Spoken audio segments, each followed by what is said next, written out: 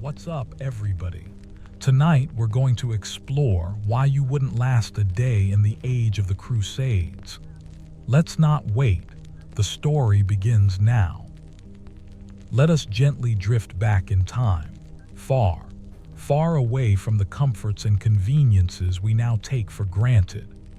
Imagine, if you will, the subtle creak of ancient wooden wheels, the distant murmur of voices speaking a language you might not fully comprehend, and the ever-present earthy scent of damp soil, wood smoke, and something else as something less defined, perhaps a hint of unwashed bodies and animal musk that permeated everything. This is not the clean, sterilized world you inhabit, a world where germs are unseen enemies fought with soap and sanitizer. No, this is a different age entirely, an age often romanticized in tales of chivalry and grand quests, but an age that in truth would likely break you, dear listener, long before the first shadow of dusk stretched across the land. You see, your modern sensibilities, your expectations of comfort, safety, and basic hygiene are finely tuned to a reality that simply did not exist during the Crusades. Let's start with something as fundamental as the air you breathe. Consider the air quality then. Open fires were the norm, both indoors and out, filling homes and camps with a perpetual haze of wood smoke. Imagine the constant irritation in your lungs, the persistent cough that would become your unwelcome companion. There were no air purifiers, no filtered HVAC systems. Every breath you took would be a cocktail of particulate matter, animal dander, and the lingering scent of unwashed humanity. Your eyes, accustomed to crisp, clear air, would constantly sting and water, adapting poorly to the smoky interiors of a medieval longhouse or a besieged tent. Then there is the matter of water, that life-sustaining element we access with a simple twist of a tap. In your world, clean, potable water is an assumed right. In the age of the Crusades, every sip was a gamble. Wells could be contaminated. Rivers were often shared with livestock and human waste, and the concept of boiling water to purify it, while known, wasn't universally applied or always feasible, especially on the march. Dysentery and other waterborne diseases were rampant, felling more soldiers and civilians than any sword or arrow. You, with your delicate modern digestive system, accustomed to filtered and treated water, would likely succumb to the first contaminated puddle you encountered. The constant dehydration, the nagging fear of illness with every drink, would be an unbearable burden. Food, too, would be a relentless challenge. Your palate, accustomed to a vast array of flavors, textures, and nutritional balance, would be utterly bewildered. Forget your fresh produce aisle, your organic options, your carefully portioned meals. Subsistence was the name of the game. For the common folk, it was often a monotonous diet of gruel, hard bread, and whatever seasonal vegetables or meager meat could be acquired. Preservation methods were crude: salting, drying, pickling. Freshness was a luxury, a fleeting concept. Imagine trying to stomach tough, sinewy meat, often barely cooked, or bread so hard it could chip a tooth. The lack of variety, the constant hunger pangs, the sheer effort required to simply acquire and prepare sustenance would be mentally and physically draining. And if you were a crusader on campaign, The diet would be even more severe: hardtack, dried provisions, and whatever could be plundered or foraged, often of questionable quality and safety. Food poisoning was a constant threat, and a bad meal could swiftly lead to a debilitating illness, far from any form of medical aid. Speaking of medical aid, oh, dear listener, this is where your modern mind would truly unravel. The most minor cut, a simple scrape that you would dismiss with a dab of antiseptic and a plaster, could become a death sentence. Infection was an ever-present specter. The understanding of germ theory was centuries away. Surgeons, often barbers by trade, operated with unsterilized tools, using methods that would make you recoil in horror. Amputations were common, often performed without anesthetic beyond a swig of ale or a blow to the head, and survival rates were abysmal. A fever, a cough, a persistent headache, any of these could swiftly escalate into something fatal, without the benefit of antibiotics, pain relievers, or even a basic understanding of disease progression. The constant, gnawing fear of illness, of injury, of the agonizing pain that might follow, would be a heavier burden than any armor. You wouldn't last a day, not when a simple splinter could become a festering wound that claims your life. Let's talk about the body itself, your body, so accustomed to daily showers, clean clothes, and climate-controlled environments. Hygiene, as you know it, was virtually non-existent for the vast majority of people. Bathing was infrequent, often a communal affair and rarely thorough.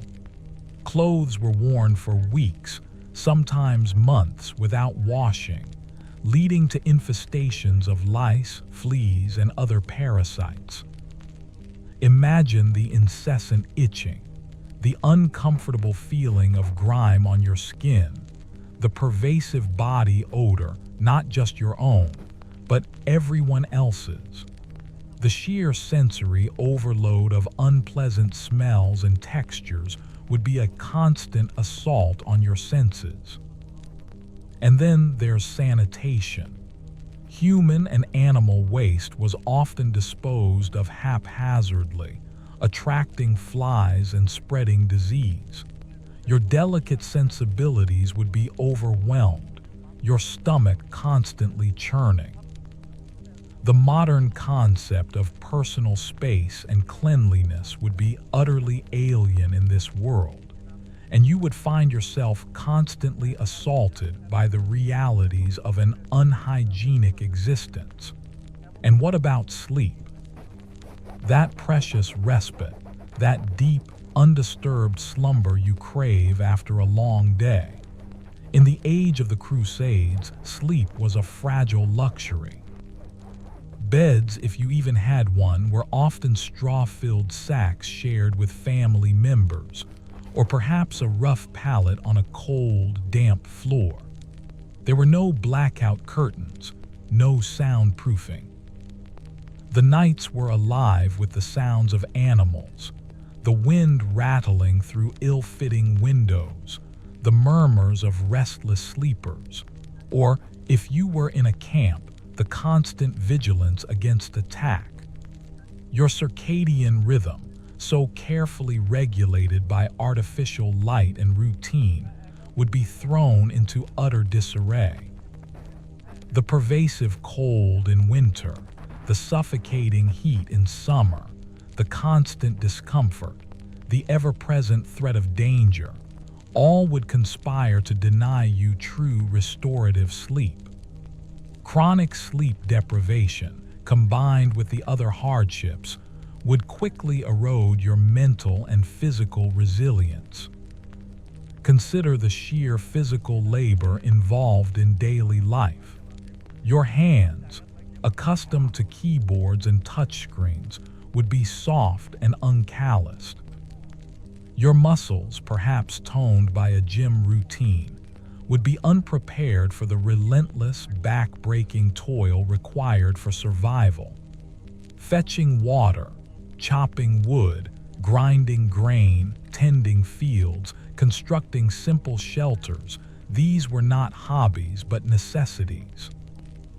Every aspect of life demanded strenuous physical exertion. There were no machines to lighten the load, no automated systems to streamline tasks. You would be constantly sore, perpetually tired, and utterly overwhelmed by the sheer scale of effort required just to exist. Your body, despite its modern advantages, would quickly give way under the relentless strain.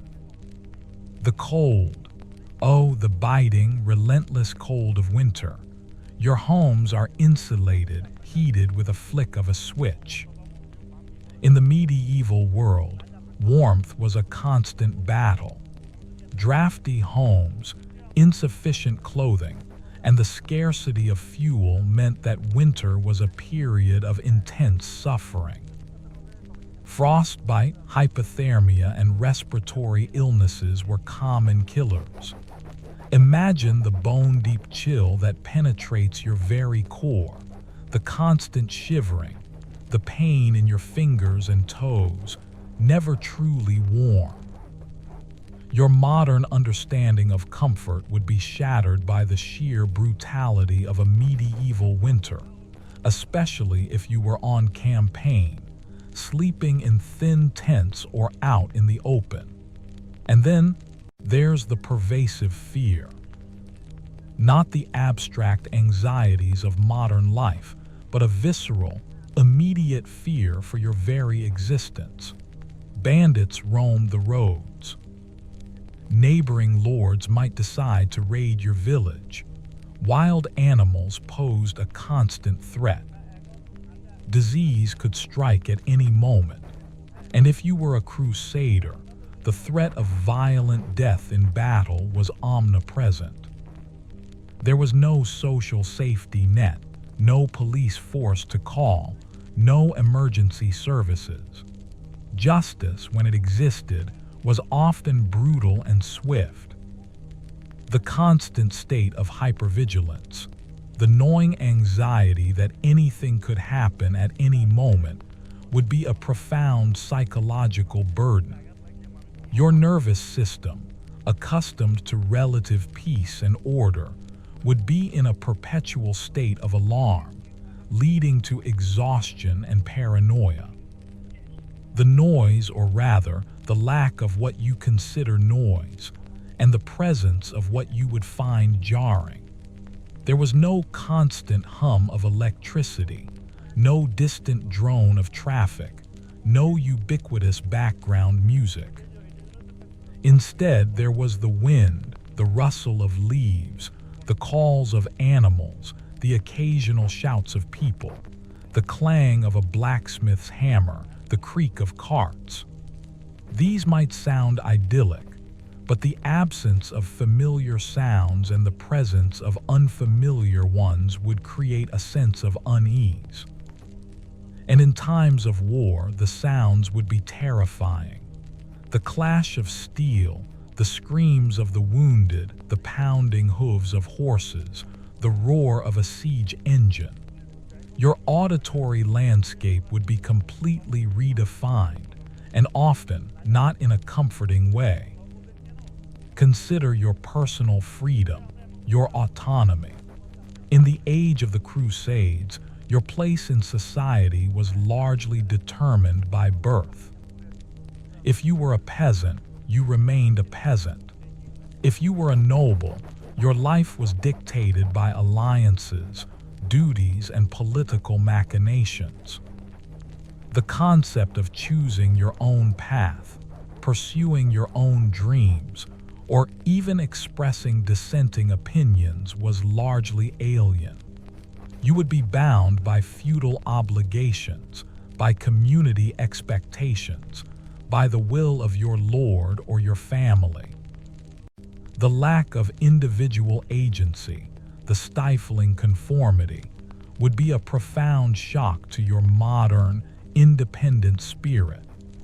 The sheer unpredictability of life would also be a constant source of stress. Crop failures, sudden raids, the capricious will of a ruler, a devastating plague. Any of these could wipe out your livelihood, your family, your very existence, with little warning and even less recourse. There were no insurance policies, no government aid programs, no global supply chains to mitigate disaster. You lived on the knife edge of survival, constantly at the mercy of forces beyond your control. This lack of security, this ever-present vulnerability, would be utterly terrifying to your modern mindset, accustomed to a degree of stability and predictability. Education, or the lack thereof, would be another jarring reality.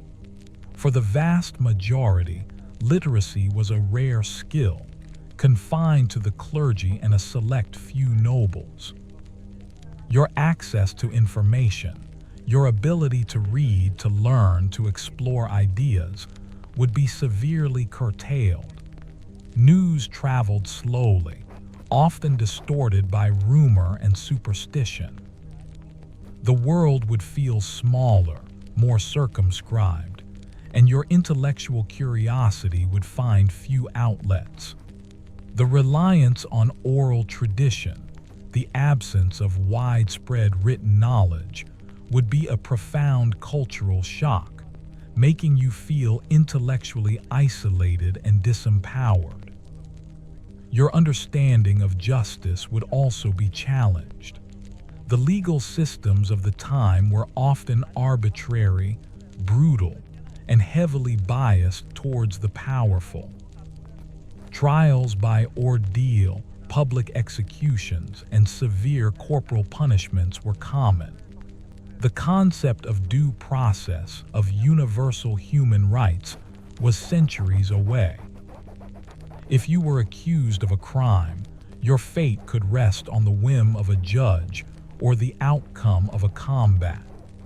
The absence of a fair and equitable legal system, the constant threat of unjust punishment, would be a deeply unsettling reality.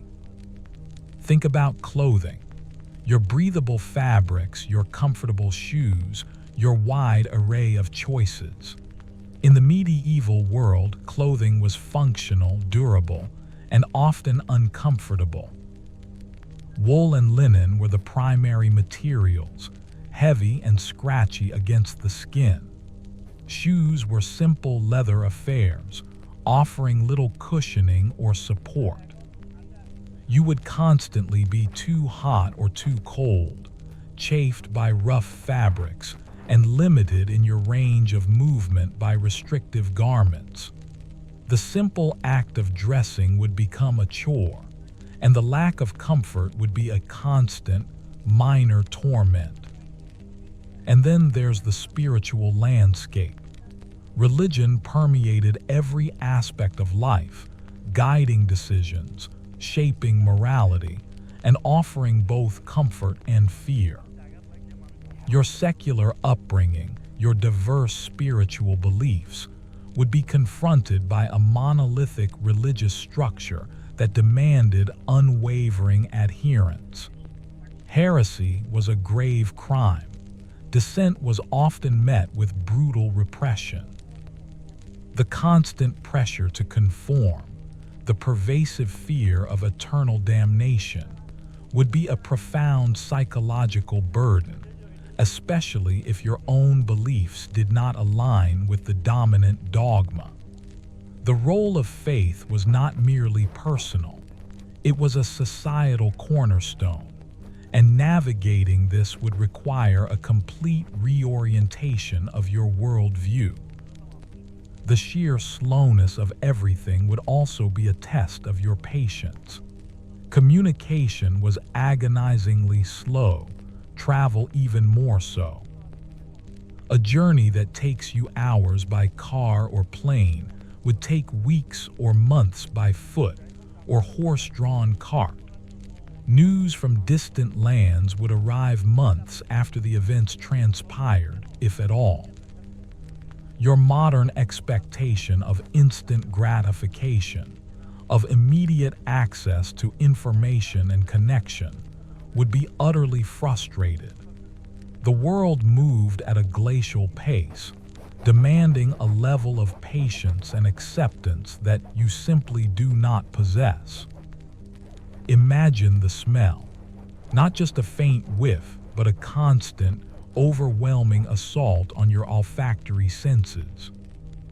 The smell of unwashed bodies, animal waste, unemptied chamber pots, stale food, wood smoke, damp earth, rotting refuse, and the faint, sweet scent of sickness and death. Your modern nose, accustomed to deodorizers and artificial fragrances, would be constantly assailed by a cacophony of unpleasant odors that permeated every aspect of life. You would not simply notice them. They would become a part of your daily existence, unavoidable and inescapable, slowly eroding your comfort and mental resilience. The constant threat of violence, even beyond direct warfare, would be a heavy psychological toll. Disputes were often settled with fists or blades, rather than legal proceedings. Roadside brigandry was common. Raids by rival factions were a constant possibility. You would be forced to develop a vigilance, a hardness that is alien to your peaceful existence. The necessity of self-defense, the knowledge that you might have to fight to protect yourself and your loved ones, would be a constant, underlying tension. The darkness of night would also be profound. With no widespread electricity, night truly was dark. Homes were lit by flickering candles or smoky oil lamps, casting dancing shadows and offering limited visibility. Outside, in the absence of streetlights, the world plunged into an inky blackness, broken only by the moon and stars. Your eyes, accustomed to brightly lit environments, would struggle to adapt, and the darkness would bring with it a new layer of fear and uncertainty. The world would feel vast and mysterious, and often deeply menacing, once the sun had set. Consider your emotional resilience. Your modern life, for all its stresses, offers numerous outlets for emotional processing. Therapy, social media, entertainment, supportive friends, and family. In the medieval world, emotional expression was often more constrained, and coping mechanisms were far cruder. Grief was raw and immediate, pain was endured, and joy, while present, was often fleeting. The constant hardship, the relentless grind of survival, would wear down your emotional reserves, leaving you vulnerable to despair and hopelessness. There would be little room for self-pity, and certainly no time for introspection in the face of immediate needs. The very concept of self, your individual identity, would be challenged. In a highly communal society, your identity was often tied to your family, your village, your lord. The modern emphasis on personal achievement, self-expression, and individual fulfillment would be largely irrelevant. You would be a cog in a larger machine, fulfilling your designated role, with little opportunity for personal reinvention or self-discovery. This loss of individual autonomy, of the ability to define yourself outside of your social station, would be a profoundly disorienting experience. The sheer lack of privacy would also be an overwhelming factor. Homes were often small, crowded, and shared by multiple generations. Personal space, as you understand it, simply did not exist. You would be constantly surrounded by others, their smells, their sounds, their needs. This constant proximity, without the modern ability to retreat to a private space, would be incredibly draining for someone accustomed to solitude and personal boundaries. The lack of moments for quiet reflection, for simply being alone with your thoughts, would be a significant source of stress. Your understanding of beauty and aesthetics would also be challenged. While medieval art and architecture possess their own profound beauty, your modern eye, accustomed to sleek designs and diverse artistic expressions, might find the prevailing aesthetic harsh, functional, or overly didactic. The simple pleasures you derive from art, from music, from sophisticated culinary experiences would be largely absent or present in forms that you might not immediately recognize or appreciate. The world would appear starker, less embellished, and your aesthetic sensibilities would struggle to find familiar comfort. The absence of any true form of entertainment as you know it would also be a significant void. No television, no internet, no movies, no concerts, no elaborate games. Leisure time was scarce, and entertainment often consisted of storytelling, simple music, local festivities, or perhaps watching a traveling performer. Your constant need for stimulation, for distraction, for engagement with curated content would be utterly unfulfilled. The quiet evenings, the slow pace of life, would force you to confront a level of boredom that you are entirely unprepared for. Consider your dental health. No toothbrushes, no toothpaste, no regular dental checkups. Caries, gum disease, and abscesses were incredibly common and often went untreated, leading to agonizing pain, lost teeth, and serious infections. Eating tough, abrasive foods without proper dental hygiene would quickly lead to debilitating problems. The constant pain of a toothache, with no relief in sight, would be a truly unbearable experience. You wouldn't last a day, not when the simple act of chewing could become an agonizing ordeal, and a minor dental issue could lead to a fatal infection. The political landscape was a constant tangle of alliances, feuds, and shifting loyalties. If you were a crusader, you would be thrust into a complex web of motivations, competing interests, and often outright treachery. The high ideals of the Crusades were often overshadowed by personal ambition, land grabs, and power struggles.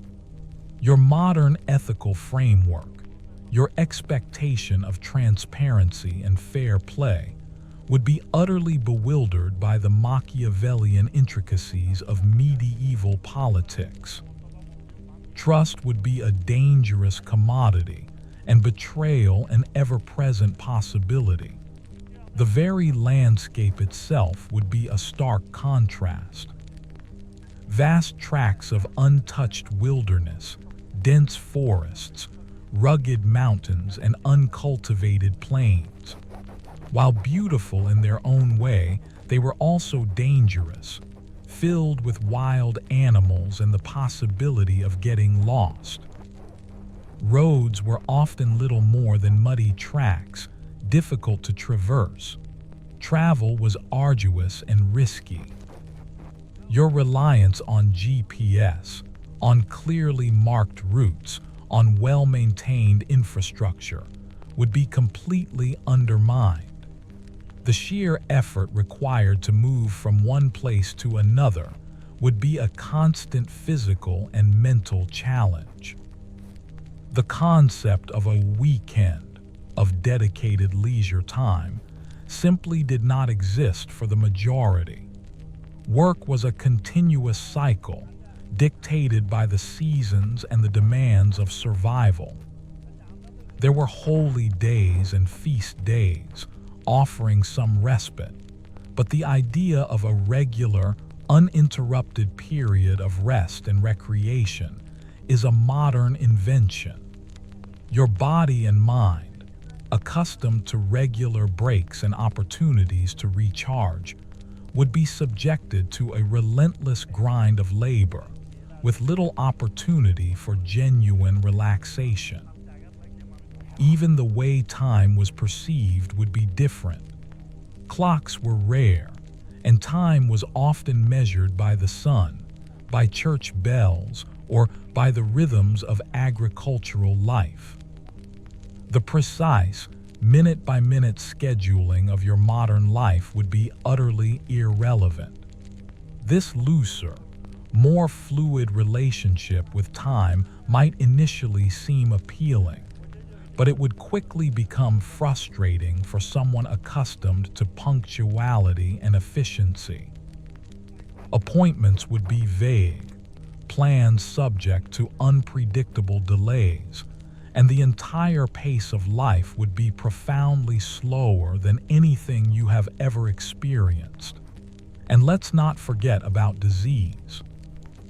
Beyond the direct causes like contaminated water or infected wounds, there was the constant threat of epidemics.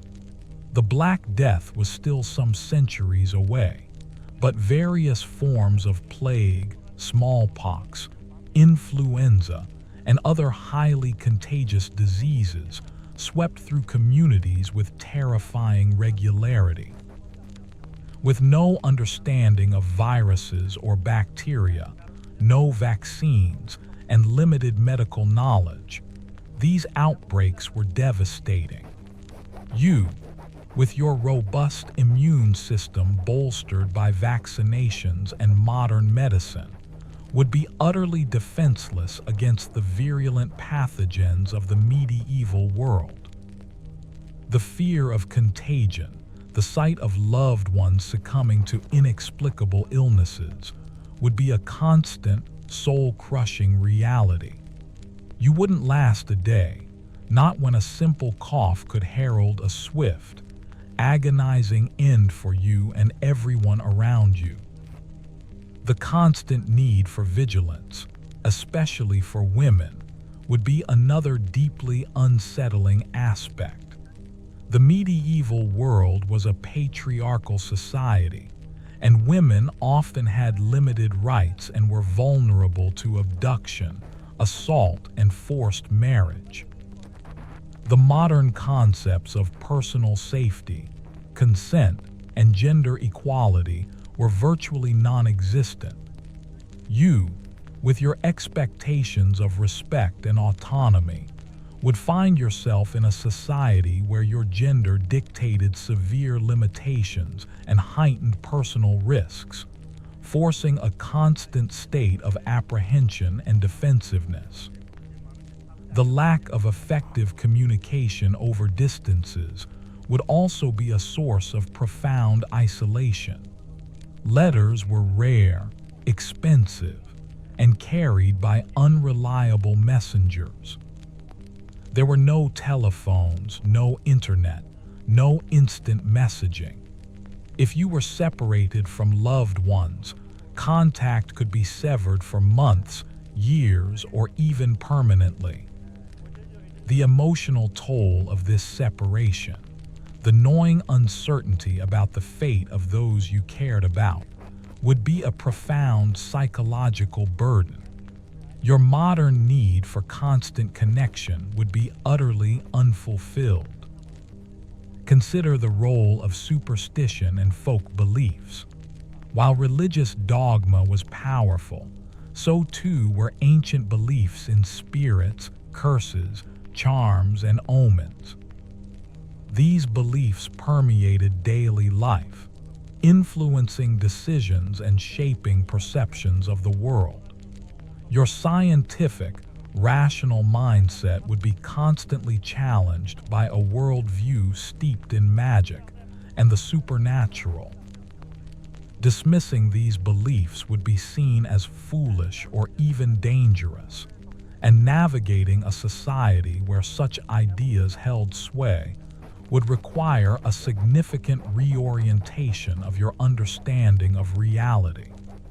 The sheer difficulty of simply staying warm, even when not in the dead of winter, would be an ongoing struggle. Homes were often poorly insulated, with open hearths that provided inefficient heating. Drafts were constant. You would be perpetually seeking warmth, huddling near fires, layering rough clothing, and still feeling the chill seep into your bones. The modern luxury of a consistently warm indoor environment is something you take for granted, and its absence would be a constant, minor discomfort that, over time, would wear down your resilience. The limited diet would also lead to numerous nutritional deficiencies that would manifest in various ways: poor skin, brittle hair, weak bones, chronic fatigue, and impaired cognitive function.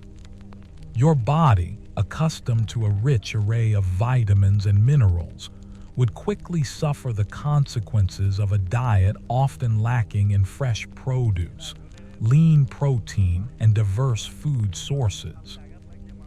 These subtle, pervasive health issues, often undiagnosed and untreated, would contribute to a general sense of malaise and physical weakness. The constant presence of vermin, rats, mice, insects in homes, storage areas, and even on people would be another horrifying reality. These creatures were not just an annoyance. They carried diseases, contaminated food, and created a pervasive sense of uncleanliness. Your modern aversion to pests, your expectations of a clean and pest-free living environment would be constantly violated. The sight and sound of these creatures, often in close proximity, would be a source of constant disgust and discomfort. The absence of pain relief beyond crude herbal remedies or alcohol would be a terrifying prospect. Headaches, toothaches, menstrual cramps, the pain of injuries, these would be endured without the benefit of aspirin, ibuprofen, or stronger painkillers. Imagine the agony of a broken bone, a deep cut, or a chronic ailment, with no effective means of alleviating the suffering. The concept of enduring pain rather than expecting relief would be a profound and brutal lesson. The sheer brutality of warfare, even if you were not a direct combatant, would permeate society. The sight of maimed soldiers returning from battle, the tales of atrocities, the constant threat of siege or raid, would create a pervasive atmosphere of violence. Your modern sensibility, shielded from the immediate realities of war, would be utterly shocked by the casual cruelty and widespread destruction that was an inherent part of the medieval military landscape. The psychological scars of living in such a world would be profound. The distinct lack of privacy in all aspects of life would be utterly suffocating.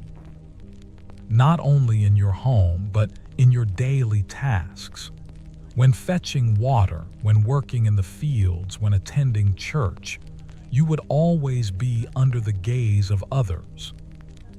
There was little opportunity to truly be alone, to escape scrutiny, to have your own thoughts without interruption. For someone accustomed to the modern luxury of personal space and anonymity, this constant communal existence would be a source of immense stress and profound discomfort. You would yearn for a moment of quiet solitude that rarely, if ever, arrived. The rudimentary nature of tools and technology would also be a constant frustration. Every task, from cooking to farming to building, required immense manual effort and often crude implements.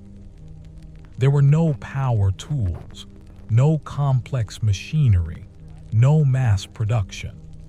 The sheer inefficiency of daily life, the amount of time and energy expended on basic tasks, would be a constant source of exasperation for someone accustomed to modern technological conveniences. Your expectation of efficiency and ease would be shattered by the relentless physical demands of manual labor.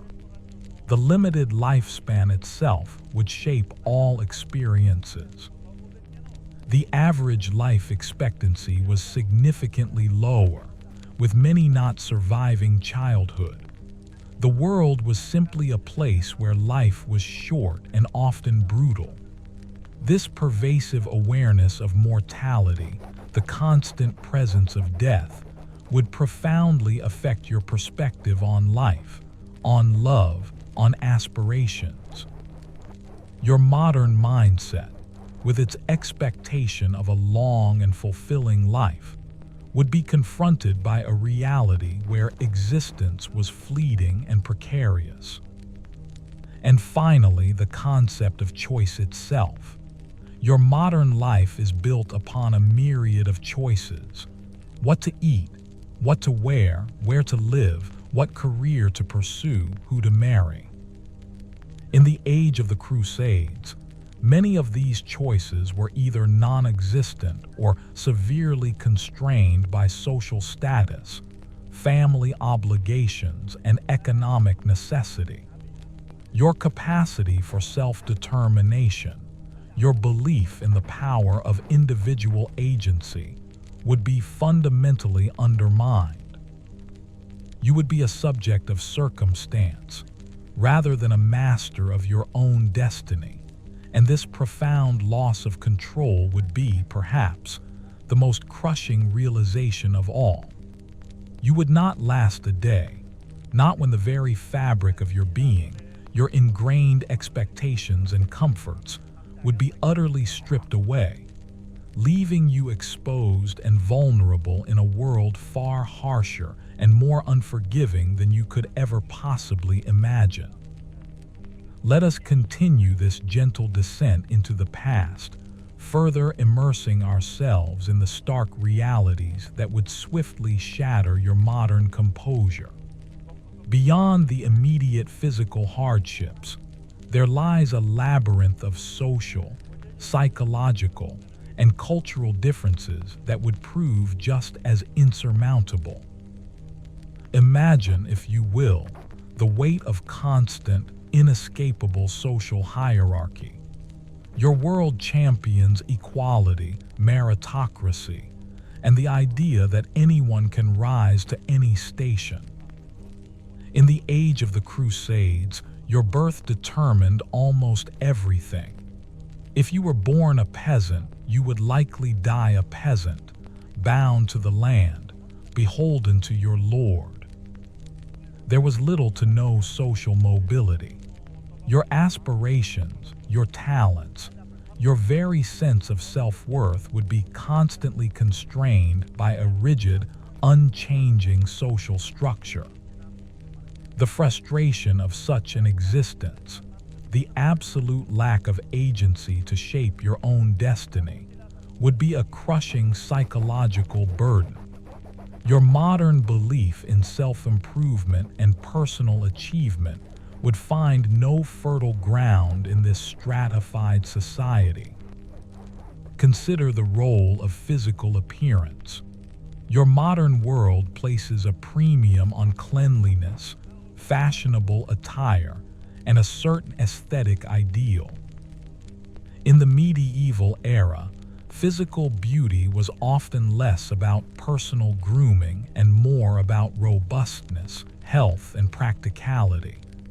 You would be judged not by your chosen fashion, but by your ability to work, to endure hardship, to contribute to the community.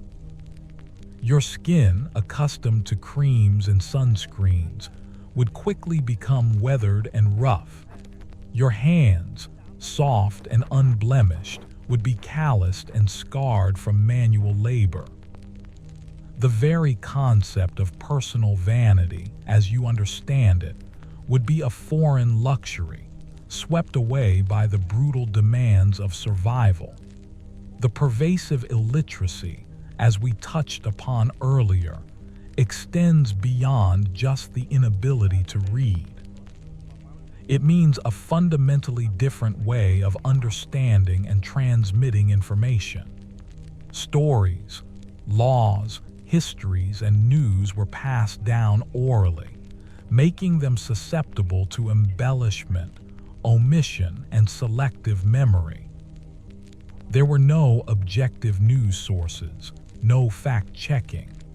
Your reliance on written documentation, on verifiable sources, on widespread access to information would be completely undermined.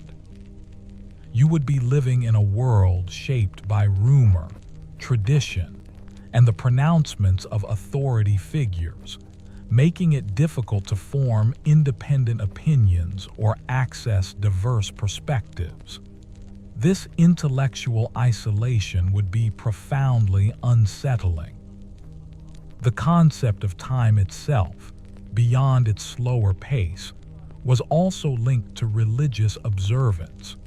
The week revolved around Sunday Mass, and the year was punctuated by feast days and holy seasons. Your secular calendar, your focus on holidays disconnected from religious meaning, would be utterly out of step with the rhythm of medieval life. Every day had a spiritual significance, and this pervasive religious framework would influence every decision, every activity. Your modern, secular worldview would find itself constantly confronted by the omnipresent spiritual undercurrents of the age. Imagine the psychological toll of constantly being at the mercy of the elements. Your climate-controlled homes and workplaces shield you from the harsh realities of weather. In the medieval world, rain meant muddy tracks, damp clothes, and potential illness. Extreme heat meant dehydration and heat stroke. Snow and ice meant impassable roads, frozen supplies, and the constant threat of hypothermia. You would be acutely aware of the sky, of the changing seasons, of the capriciousness of nature. This constant vulnerability to the weather, with limited means of mitigation, would be a profound source of stress and physical discomfort. The lack of personal possessions for the vast majority would also be a stark reality. Your modern life is filled with an abundance of material goods, from clothes to electronics to decorative items. In the medieval era, possessions were few, functional, and often shared. A peasant might own a single set of clothes, a few tools, and some basic cooking implements. The concept of consumerism, of acquiring new things for pleasure or status, simply did not exist. This forced minimalism, this absence of personal comforts and material distractions, would be a profound shock to your modern sensibilities, leaving you feeling bereft and deprived. The emotional connection to animals would also be radically different. Your pets are cherished companions, often treated as family members. In the age of the Crusades, animals were primarily tools for labor, for food, for transport. Their lives were often harsh, and their suffering was seen as an unavoidable part of existence. The modern concept of animal welfare would be completely alien. Witnessing the brutal realities of animal husbandry, the casual cruelty, would be deeply disturbing for someone with modern sensitivities, adding another layer of emotional distress to your daily life. Consider the role of public spectacle. Your entertainment often involves passive viewing of curated events. In the medieval world, public events were often raw and visceral. Executions, markets bustling with activity, religious processions, or even the horrors of warfare. These were not distanced observations, but immersive, often brutal experiences. Your modern aversion to violence and suffering, your preference for sanitized spectacles, would be constantly challenged by the immediate and often disturbing realities of public life. The lack of standardized measurements would also create constant confusion. Distances, weights, and volumes varied from region to region, from town to town.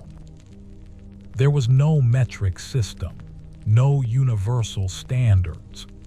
Imagine trying to conduct trade or even simply understand quantities when every interaction involved a different system of measurement. Your modern reliance on precise, universal standards would be utterly frustrated, leading to misunderstandings, arguments, and practical difficulties in every transaction. The limited diet we discussed earlier would also have profound long-term health consequences that you would be ill-equipped to handle. Malnutrition would be a constant companion, leading to stunted growth, weakened immune systems, dental problems, and a host of other chronic ailments. You, accustomed to a balanced diet and access to supplements, would quickly succumb to these deficiencies, leaving you constantly feeling weak, unwell, and vulnerable to every passing illness. Your modern body, despite its initial strength, would simply not be able to thrive on such a restricted and often unhealthy diet. The absence of sophisticated sanitation systems, beyond the personal discomfort, also created a breeding ground for disease. The narrow, winding streets of towns and cities would be filled with refuse, animal droppings, and human waste, particularly in areas lacking proper drainage or disposal methods. The air itself would be thick with these putrid odors, and the ground underfoot would be a constant source of contamination. Your modern aversion to such filth, your expectation of clean public spaces, would be shattered, and the sheer, pervasive uncleanliness would be a constant assault on your senses and your health. The psychological burden of constant uncertainty would be immense. Will the harvest be good? Will there be enough food to last the winter? Will the Lord demand more taxes? Will a raiding party come? These were not abstract worries, but immediate, pressing concerns that shaped every aspect of life. There was no retirement planning, no savings accounts, no social security. Every day was a battle for survival, and the future was always precarious. Your modern sense of security, of having a predictable future, would be completely eroded, leaving you in a state of perpetual anxiety. Consider the limited worldview. The vast majority of people never traveled more than a few miles from their birthplace. Their understanding of the world was incredibly circumscribed, based on local experience and passed down tales. The concept of other cultures, distant lands, or global events would be abstract and often distorted by rumor or religious narrative. Your broad, interconnected global perspective would be utterly alien, and you would find yourself in a world that felt incredibly small, provincial, and isolated. This narrowness of experience would be mentally stifling. The limited communication also meant that knowledge and innovation spread incredibly slowly, if at all. There were no scientific journals, no academic conferences, no rapid exchange of ideas. New techniques, new discoveries, or improvements in technology might take centuries to disseminate across regions. Your modern expectation of constant progress and innovation would be utterly frustrated by the slow, almost glacial pace of technological and intellectual advancement.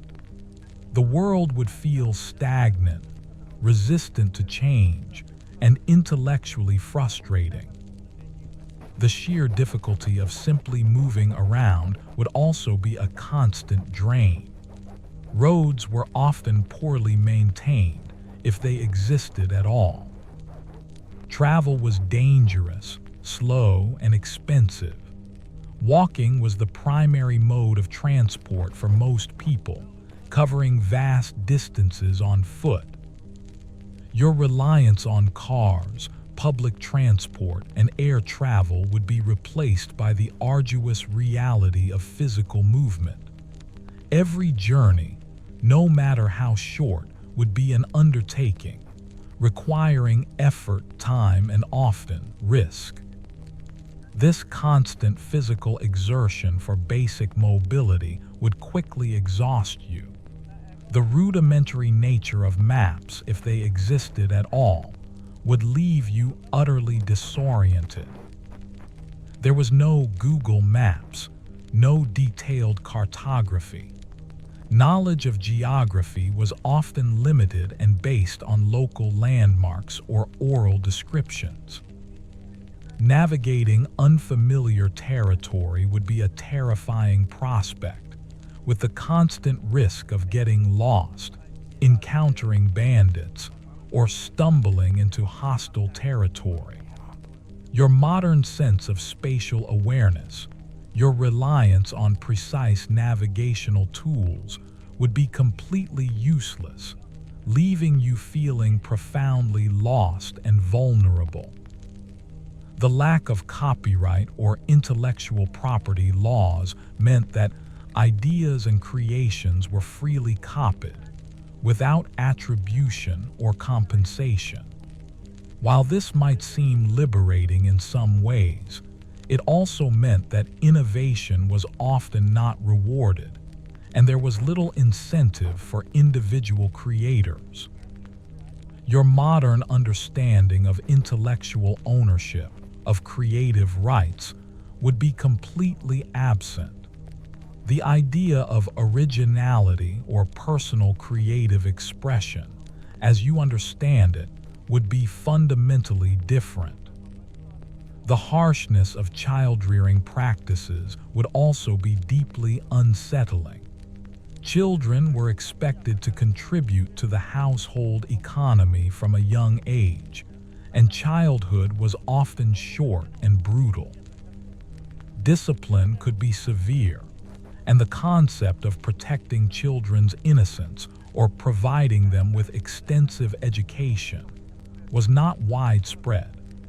Your modern sensibilities regarding child welfare would be constantly challenged by the realities of a society where children were seen more as miniature adults, immediately contributing to survival. The pervasive sexism, as we briefly touched upon, extended beyond personal safety. Women had limited legal rights, were often excluded from positions of power, and their lives were largely confined to the domestic sphere or specific traditional roles. Your modern expectation of gender equality, of equal opportunities, would be utterly shattered. Navigating a society where your worth and capabilities were often predetermined by your gender would be a constant source of frustration and disempowerment. The general lack of effective medicine also meant that childbirth was incredibly dangerous for both mother and child.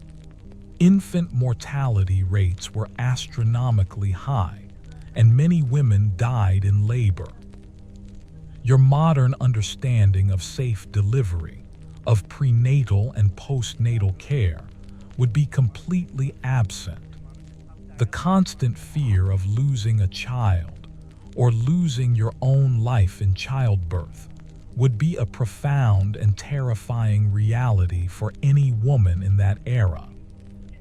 The reliance on manual labor meant that many people suffered from chronic pain and physical ailments related to their work. Bad backs, sore joints, repetitive strain injuries. With no physical therapy, no effective pain management, these conditions would become a constant source of suffering and debilitation. Your modern expectation of a relatively pain-free existence, of effective treatment for physical ailments, would be shattered. The absence of readily available books or reading material, beyond the very wealthy or religious institutions, would mean a profound shift in how information was consumed and stories were experienced. Your constant access to literature, to news, to diverse narratives would be replaced by oral traditions and a much more limited range of written works. The quiet solitude of reading, a modern comfort, would be a rare and privileged experience. The profound religious intolerance of the era, particularly during the Crusades, would be a deeply uncomfortable reality. Differences in faith were often met with suspicion, hostility, and violence. Your modern celebration of diversity, your belief in religious freedom, would be utterly alien in a world where religious uniformity was often demanded and enforced with brutal efficiency. To hold a dissenting faith could be a death sentence, and even to be perceived as other could be incredibly dangerous. The sheer boredom in its most profound sense would be an unexpected torment. With limited entertainment, slow communication, and repetitive daily tasks, periods of intense boredom would be common. Your modern brain, constantly stimulated by technology and information, would struggle to adapt to the slow, monotonous pace of life. This psychological emptiness, this lack of constant engagement, would be a significant challenge to your mental well-being. The concept of public health, as you understand it, was non-existent. There were no government agencies regulating food safety, no vaccination programs, no widespread efforts to control disease. Each individual and family was largely responsible for their own health, and the communal impact of poor hygiene or sanitation was not understood. You would be living in a world without the invisible safety nets of modern public health initiatives, leaving you vulnerable to countless unseen threats. The limited understanding of mental health would also mean that conditions you understand as treatable illnesses, depression, anxiety, trauma, would be interpreted differently, perhaps as spiritual failings, demonic possession, or simply character flaws. There would be no therapy, no medication, and often no understanding or empathy for psychological suffering. The isolation and stigma of experiencing mental distress in such an environment would be profound and terrifying. The overwhelming presence of death would be a constant, intimate companion. It wasn't an abstract concept. You would regularly witness death, from disease, from childbirth, from violence, from accidents. You would attend countless funerals, mourn numerous loved ones, and live with the constant awareness of your own mortality. Your modern society largely shields you from death, making it a distant, often sanitized event. In the medieval world, death was a raw, ever-present reality that profoundly shaped one's worldview and emotional landscape.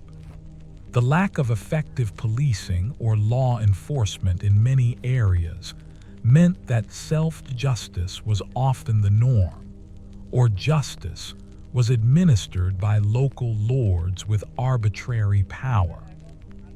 Feuds could escalate, and personal grievances often led to violence. Your reliance on a functioning legal system, on the concept of universal law, would be replaced by a world where might often be made right, and personal safety depended on your own strength or your ability to align with powerful protectors. The diet, beyond just being monotonous, often lacked essential nutrients and vitamins, leading to conditions like scurvy from lack of vitamin C, rickets from lack of vitamin D, and various forms of anemia from lack of iron. These would manifest as chronic fatigue, weakness, pain, and susceptibility to illness. Your modern, nutritionally complete diet keeps these at bay. In the medieval world, you would be constantly battling these insidious forms of malnutrition, further eroding your physical and mental strength.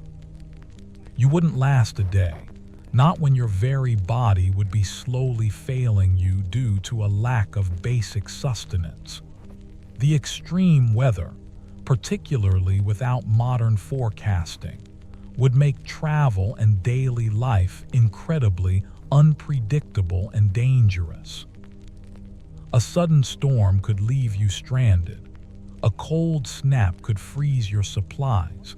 A heat wave could lead to widespread crop failure. Your reliance on weather forecasts and climate control would be replaced by a constant, anxious awareness of the sky and the immediate, powerful impact of nature's whims on your very survival. The lack of accessible clean water meant that personal hygiene was often compromised, leading to a constant battle with parasites, skin infections, and diseases spread by contaminated hands. Your modern practice of frequent hand washing and showering would be a distant luxury. The pervasive feeling of being unclean, of battling unseen creepy crawlies, would be a constant source of discomfort and disgust, eroding your mental resilience and physical well-being. The pervasive darkness at night, due to the absence of electricity and streetlights, would make travel after dusk incredibly dangerous. Not only due to the risk of accidents or getting lost, but also from human and animal predators. Your modern freedom to move about safely at any hour would be completely curtailed. The nights would be a period of enforced stillness, fear, and profound quiet, a stark contrast to the brightly lit, always-on world you know. The sheer effort required for basic communication, as discussed, also meant that rumors and misinformation could spread unchecked and profoundly influence events. With no reliable sources to confirm or deny information, false reports could incite fear, spark conflicts, or lead to disastrous decisions. Your modern expectation of factual accuracy and the ability to verify information would be constantly challenged, leaving you vulnerable to manipulation and mass delusion. The limited forms of entertainment meant that celebrations and festivals, often tied to religious events or harvest cycles, were incredibly important. These were often intense, communal experiences, offering a brief respite from the hardships of daily life. Your modern preference for individual entertainment would be replaced by a reliance on these collective moments of revelry, which, while vibrant, would still feel foreign and perhaps overwhelming to your sensibilities. The constant need for self-sufficiency would be utterly exhausting. You would be expected to produce most of what you consumed, to mend your own clothes, to build your own shelter, to grow your own food. There was no vast service economy, no readily available specialists for every need. Your reliance on others to provide goods and services would be replaced by a relentless demand for personal effort and skill in every aspect of life. This constant, unyielding pressure to be self-reliant would quickly wear down your modern capabilities. The lack of scientific understanding meant that many natural phenomena, eclipses, comets, severe weather, were often interpreted as omens, divine messages, or magical events. Your rational, scientific worldview would be constantly challenged by a society steeped in superstition and religious interpretation of the natural world. This clash of worldviews would be deeply unsettling and often confusing. The constant soundscape of the medieval world would also be jarring. Not the quiet you're used to, but a different kind of quiet. The absence of mechanical noise would be replaced by the sounds of nature, animals, and human labor. The creaking of carts, the clang of the blacksmith, the distant bleating of sheep, the buzz of flies, the chirping of crickets, the calls of birds. While potentially idyllic, it would lack the familiar hum of modern life, creating a sense of emptiness, yet also of ever-present organic life, a constant, natural background that would deeply impact your psychological state, particularly when juxtaposed with the sudden, violent sounds of battle or disaster.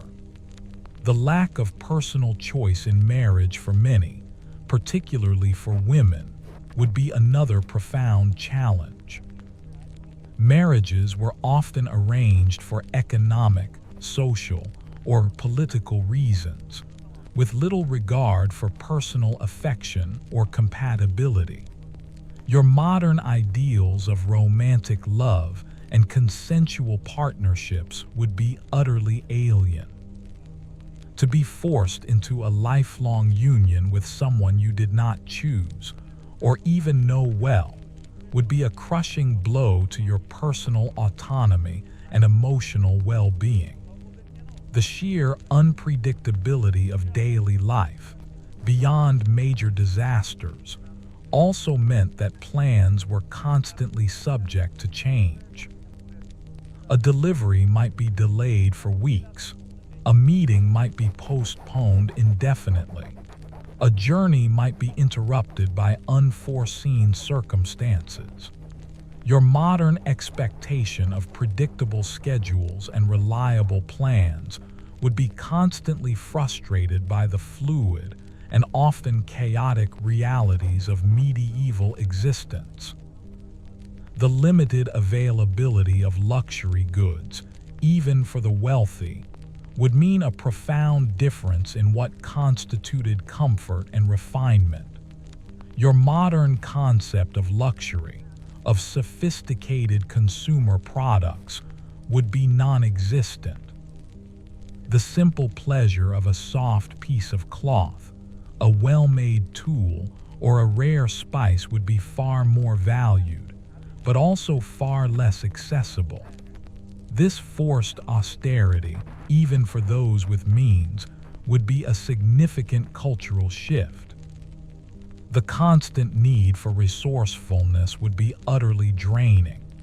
With limited tools, limited supplies, and no easy access to replacements, you would constantly be forced to improvise, to repair, to make do with what you had.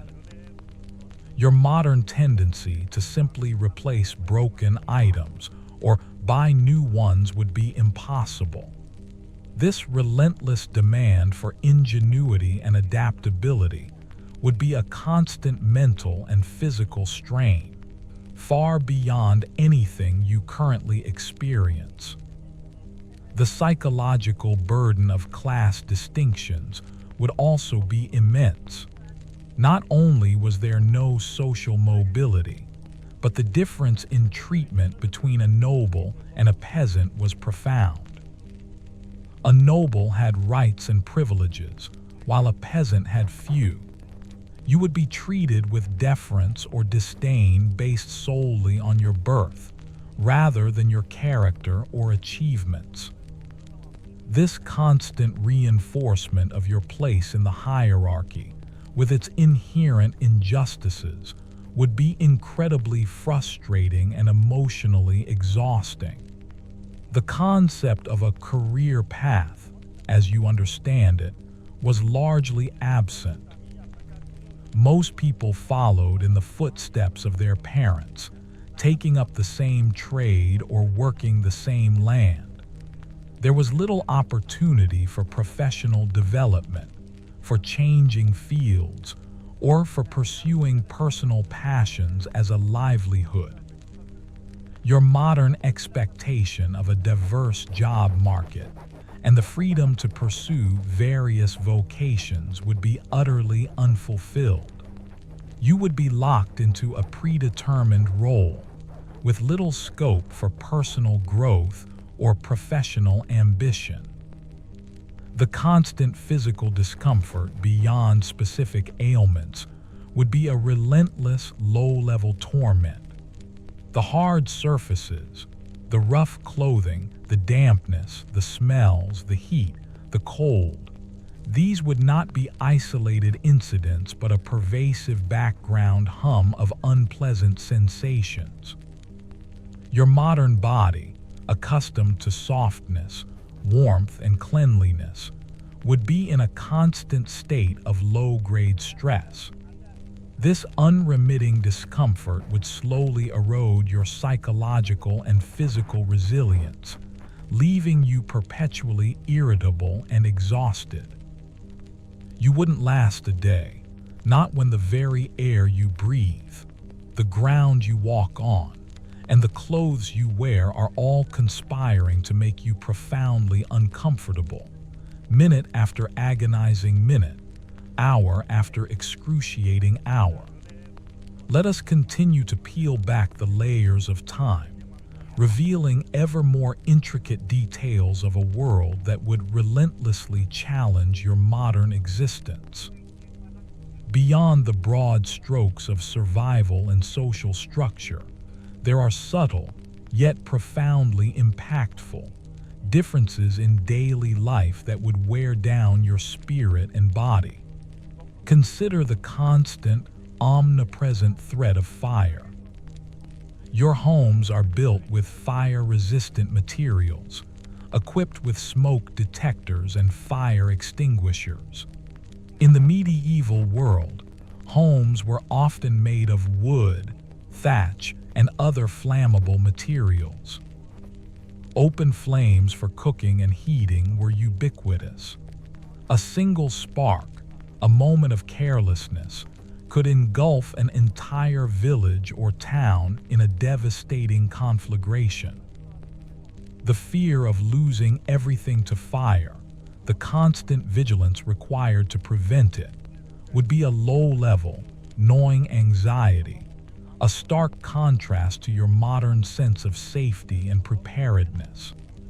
The absence of reliable sanitation facilities in public spaces, particularly during travel or in crowded urban areas, would be a constant source of discomfort and potential illness. There were no public restrooms as you know them. People often relieved themselves in alleys, open fields, or communal cesspits. This pervasive lack of hygiene, the sheer unseemliness of it all, would be deeply unsettling to your modern sensibilities, accustomed to clean, private facilities. The constant need to find a discreet spot, the indignity of it, and the ever-present risk of contracting disease from such environments would be an immense psychological and physical burden. Your modern world thrives on innovation and change, with new technologies and ideas constantly emerging. The medieval world, while not entirely stagnant, progressed at an incredibly slow pace. Generations might pass with little discernible change in technology, farming methods, or social customs. Your expectation of progress, of constant improvement, would be profoundly frustrated by a world that valued tradition, stability, and the established order. This intellectual inertia, this resistance to novelty, would feel stifling and regressive to your modern, forward-thinking mind. The sheer physical density of living, especially in towns and cities, would be overwhelming. Homes were often small and crowded, with entire families and sometimes even their livestock living in close quarters. Streets were narrow and bustling, filled with people, animals, and refuse. Your modern need for personal space, for moments of solitude, would be utterly impossible to achieve. This constant, unavoidable proximity to others, their smells, their noises, their demands, would be a significant source of stress, leading to a pervasive sense of claustrophobia and a yearning for privacy that would rarely be fulfilled. The limitations of personal expression, particularly for common people, would be another profound challenge. Your modern world encourages individuality, self-expression through fashion, art, and personal choices. In the medieval era, conformity was largely the norm. Clothing was functional, not fashionable. Art was often religious or commemorative, not a medium for individual introspection. Your unique personality, your desire to stand out, would find few acceptable outlets, leading to a sense of stifled creativity and suppressed identity. The limited diet would also lead to a complete lack of certain flavors and culinary experiences that you take for granted. Spices were incredibly rare and expensive, limited to the very wealthy. Sugar was a luxury. Many fruits and vegetables you enjoy were unknown or unavailable. Your palate, accustomed to a global array of flavors, would find the medieval diet incredibly bland, repetitive, and uninspiring. The absence of culinary delights, of the simple pleasure of a diverse and flavorful meal, would be a constant source of quiet deprivation. Consider the role of natural light. Your homes and workplaces are bathed in artificial illumination, allowing you to function effectively at any hour. In the medieval world, life revolved around the sun. Work began at dawn and ended at dusk. Evenings were spent in dim, flickering candlelight or in darkness.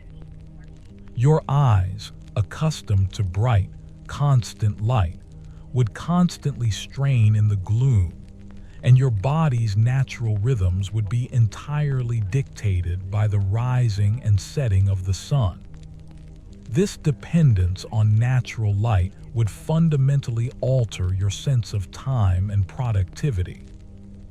The absence of effective dental hygiene, as we mentioned, also means that the appearance of people's mouths would be drastically different. Missing teeth, rotten teeth, and gum disease would be common. Your modern aesthetic, which values a healthy, bright smile, would be constantly confronted by the realities of medieval dental health, which would likely be a source of constant discomfort and perhaps even disgust. The very act of smiling might carry a different social connotation. The constant noise of manual labor, animal sounds, and human activity would replace the hum of electricity and machinery. While not necessarily louder, it would be a different kind of soundscape, one that your ears are not accustomed to.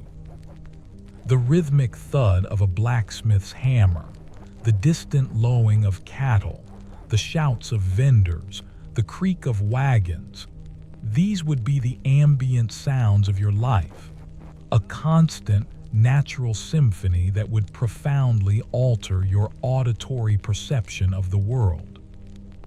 The reliance on herbal remedies and folk medicine, rather than scientifically proven treatments, would be a terrifying reality. While some traditional remedies had efficacy, many were based on superstition, guesswork, or simply did nothing. Your modern expectation of evidence-based medicine, of treatments with predictable outcomes, would be completely absent. You would be at the mercy of often ineffective remedies, constantly hopping for a cure that might never come, and enduring illness with little relief. The constant need for vigilance against theft and banditry, even in relatively peaceful areas, would be a significant psychological burden. There were no secure banking systems, no insurance, no reliable police. Your possessions, meager as they might be, were always at risk. The fear of losing your hard-earned goods or being accosted on the road would force you into a constant state of hyper-awareness and distrust, eroding your sense of safety and peace of mind. The lack of personal choice in clothing, beyond what was practical and available, would also be a subtle form of oppression. You would wear what was dictated by your social status and the local custom, with little room for individual expression or comfort. Your modern freedom to choose your wardrobe based on personal preference and fashion would be completely absent, reinforcing your lack of agency and individuality. The pervasive body odor, as part of the overall lack of hygiene, would not just be your own. It would be the smell of everyone around you, all the time. Your modern nose, accustomed to a world of deodorants and perfumes, would be in a constant state of assault.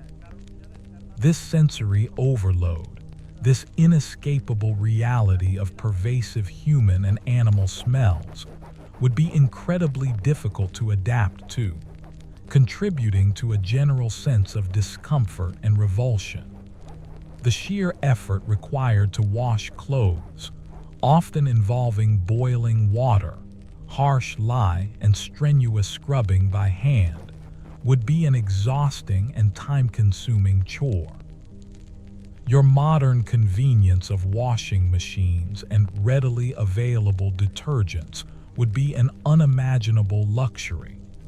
The constant battle against grime and the effort required to simply keep your few garments clean would be a relentless and thankless task. The limited communication methods also meant that news and rumors often traveled by word of mouth, becoming distorted and embellished along the way. Your modern reliance on accurate, verifiable information would be constantly frustrated by the unreliable nature of medieval news dissemination. This environment of rumor and hearsay would make it difficult to ascertain truth, leading to confusion, fear, and a constant sense of uncertainty. The stark reality of food scarcity, even in times of peace, would be a constant background hum of anxiety. While not always famine, the threat of poor harvests, pests, or blight meant that food was never truly abundant or guaranteed. Your modern expectation of fully stocked grocery stores and a diverse food supply would be replaced by a profound awareness of food's fragility and its crucial importance for survival. The pervasive lack of privacy in personal relationships, even intimate ones, would be deeply unsettling. With crowded living conditions and strong community ties, your personal life would often be subject to scrutiny and gossip. The modern concept of a private sphere for relationships, of personal boundaries, would be largely absent. This constant public eye would be a source of discomfort and a challenge to your individual autonomy. The constant low-level pain from untreated injuries, chronic conditions, and general discomfort would be a significant psychological and physical burden. Your modern expectation of comfort and pain relief would be constantly denied. You would be forced to simply endure pain as an inherent part of existence, without the luxury of effective medical intervention, leading to a constant state of discomfort and a significant drain on your mental resilience. The limited availability of clean, fresh water for drinking and cooking would extend to all aspects of life. Bathing, cleaning, and washing would all be done with often contaminated or scarce water. This pervasive lack of clean water would make genuine hygiene incredibly difficult and contribute to the spread of disease, further reinforcing the harshness of the environment. The general acceptance of violence, whether in warfare, punishment, or personal disputes, would be deeply disturbing. Your modern aversion to violence, your belief in peaceful resolution, would be constantly challenged by a society where physical force was often a legitimate, or even necessary, means of resolving conflict. This exposure to casual cruelty and brutality would be a profound psychological shock. The lack of sophisticated financial systems meant that wealth was often measured in land, livestock, or tangible goods, rather than abstract currency or investments. Your modern understanding of banking, credit, and global finance would be completely irrelevant. Managing your limited resources would be a constant, tangible struggle without the modern tools of financial planning or wealth management. The constant exposure to harsh weather without modern protections would also lead to skin damage. Sun exposure, wind burn, chapping, and premature aging. Your modern skin, accustomed to protection and moisturizing, would quickly show the signs of constant environmental assault. This physical degradation, beyond its aesthetic impact, would also contribute to discomfort and vulnerability to infection. The limited lifespan meant that many relationships would be cut short by early death, leading to constant grief and loss. Your modern expectation of long-lasting relationships and the ability to grow old with loved ones would be profoundly challenged. The pervasive presence of death and the frequent experience of loss would be an immense emotional burden, shaping your entire outlook on life and human connection. The sheer unpredictability of travel, even short distances, would be a source of constant stress. Bad weather, broken carts, sick horses, or hostile encounters could delay journeys for days or weeks, with no reliable way to communicate or adjust plans. Your modern reliance on efficient, scheduled travel would be utterly frustrated, leaving you constantly in a state of uncertainty and anxious waiting. The absence of a postal service, as you understand it, meant that communication over distance was incredibly difficult and unreliable. Messages were carried by travelers or special messengers, often taking weeks or months to arrive, if they arrived at all. Your modern ability to instantly communicate with anyone, anywhere, would be a cherished memory, replaced by profound communication isolation and the gnawing uncertainty about distant loved ones. The sheer effort required to maintain a home, even a simple one, would be immense. Chopping wood for fuel, fetching water, repairing thatched roofs, tending a small garden for food, these were daily physical tasks. Your modern reliance on utilities, maintenance services, and readily available building supplies would be completely absent. This relentless physical labor just to keep a roof over your head and food on the table would be a constant, exhausting grind. The lack of effective sanitation for animal waste would also contribute to the pervasive smell and disease environment. Livestock were often kept in close proximity to human dwellings, and their waste would be an omnipresent reality. Your modern aversion to such odors and filth would be constantly challenged by the realities of an agricultural society, where animal waste was an unavoidable part of daily life. The limited forms of entertainment also meant that storytelling was incredibly important. Stories, myths, and legends were passed down orally, providing both entertainment and moral instruction. Your modern reliance on visual media and complex narratives would be replaced by a simpler, more communal form of storytelling, which, while rich in its own way, would be a significant cultural shift. The constant need for vigilance against disease, with no understanding of its causes, would be a source of profound, existential fear. Every cough, every fever, every ache would be a potential harbinger of death, without the comfort of medical diagnosis or treatment. This pervasive fear of illness, always lurking in the background, would be a crushing psychological burden.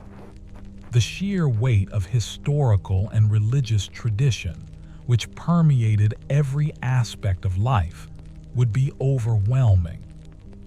Customs, rituals, and beliefs that had been passed down for centuries guided every action and thought.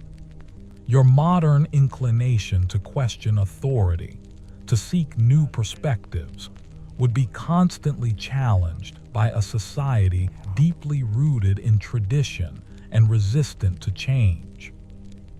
The absence of readily available paper or writing materials meant that documentation was rare and literacy was a privilege. Your modern reliance on written records, on official documents, on contracts and agreements would be replaced by a world where trust and oral promises often held more sway. This lack of written verification would make many transactions and agreements precarious and open to dispute. The profound sense of community, while offering some support, would also come with the cost of intense social pressure and conformity. Your individuality would be subsumed by the needs and expectations of the collective. Your modern desire for personal autonomy and self-determination would be constantly challenged by the demands of a tight-knit community, where deviation from the norm was often met with suspicion or ostracization. The constant awareness of your mortality, heightened by the pervasive presence of disease and violence, would be an ever-present shadow. Life was short, uncertain, and often brutal. Your modern tendency to push thoughts of death to the background would be impossible. This profound awareness of your own fleeting existence would shape every thought, every action, and every relationship, leaving a deep, melancholic undertone to your life. You wouldn't last a day, not when the very fabric of life was so profoundly different, so relentlessly challenging, and so utterly devoid of the comforts, securities, and expectations that define your modern existence. Every single moment would be an assault on your senses, your body, and your mind, pushing you to breaking point long before the sun had even begun to set on your first brutal day in the age of the Crusades. Let us draw our prolonged journey into the past to a gentle close, ensuring we've touched upon every conceivable facet of a life so profoundly different from your own. As the final tendrils of this imagining unfold, consider the sheer emotional exhaustion that would settle upon you, a weariness far deeper than mere physical fatigue. Your modern life, for all its busyness, offers moments of emotional decompression, outlets for stress, and a culture that at least acknowledges the importance of mental well-being. In the age of the Crusades, there was little room for such luxuries. Grief was raw and frequent, pain was endured, and joy, when it came, was often fleeting and quickly overshadowed by the next struggle. The constant barrage of hardship, the relentless grind of survival, the pervasive fear, and the unyielding sorrow of frequent loss would systematically erode your emotional resilience, leaving you perpetually drained and profoundly vulnerable. You would find your capacity for hope dwindling, your spirit slowly but surely crushed by the unyielding realities of that brutal age.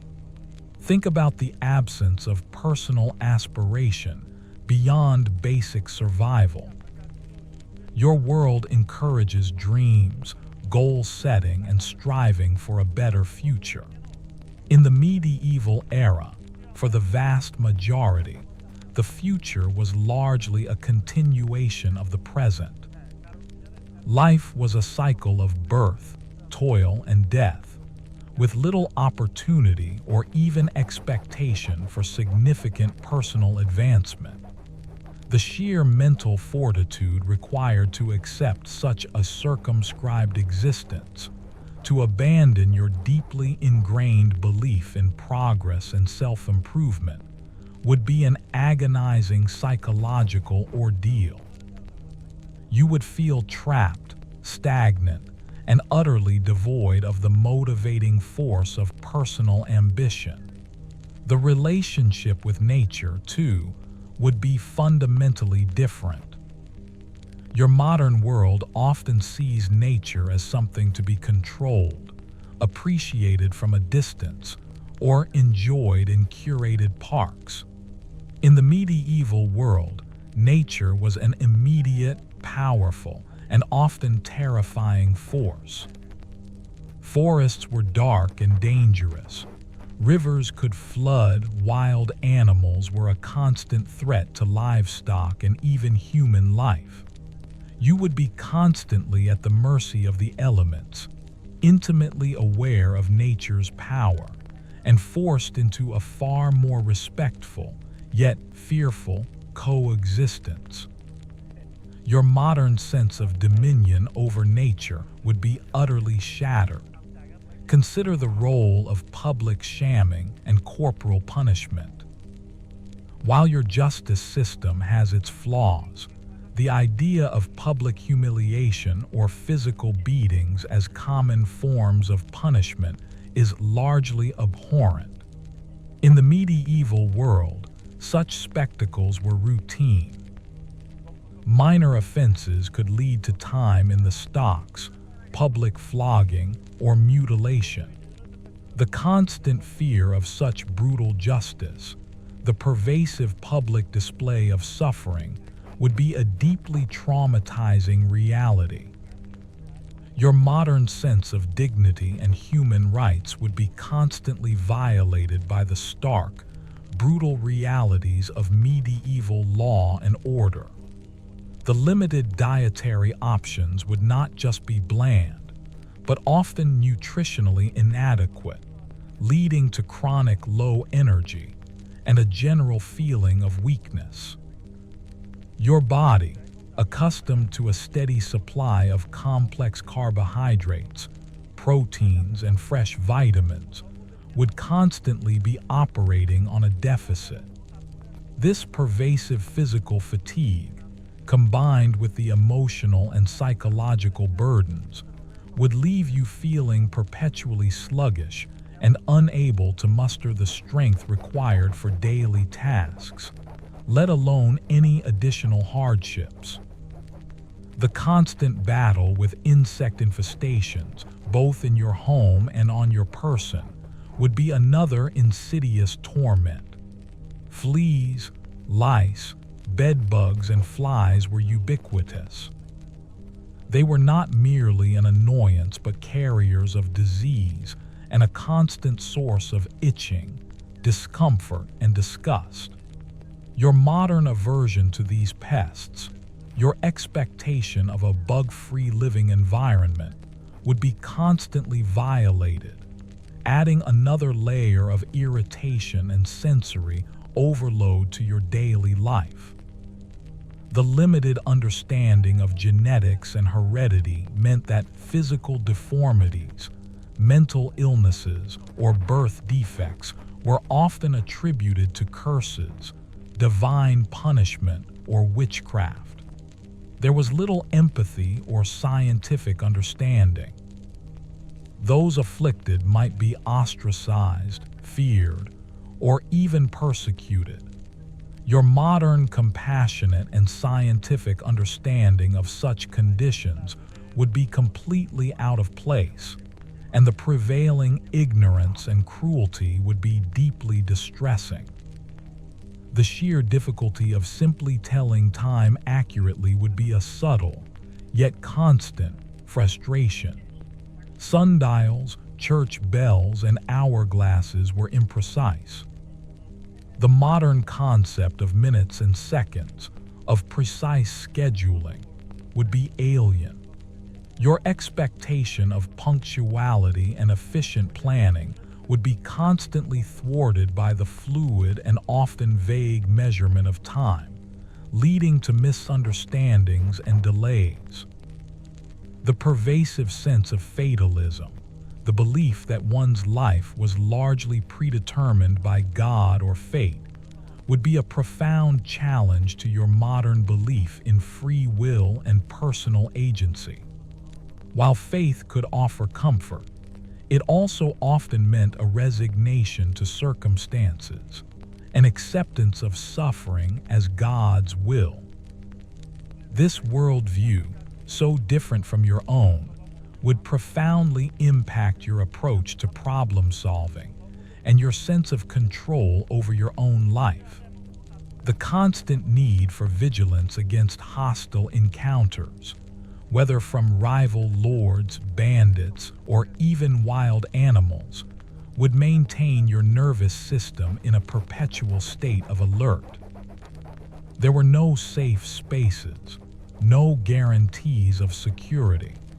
Your modern expectation of a relatively peaceful existence, of being able to relax without constant threat, would be utterly shattered. This hypervigilance would lead to chronic stress, anxiety, and profound emotional exhaustion.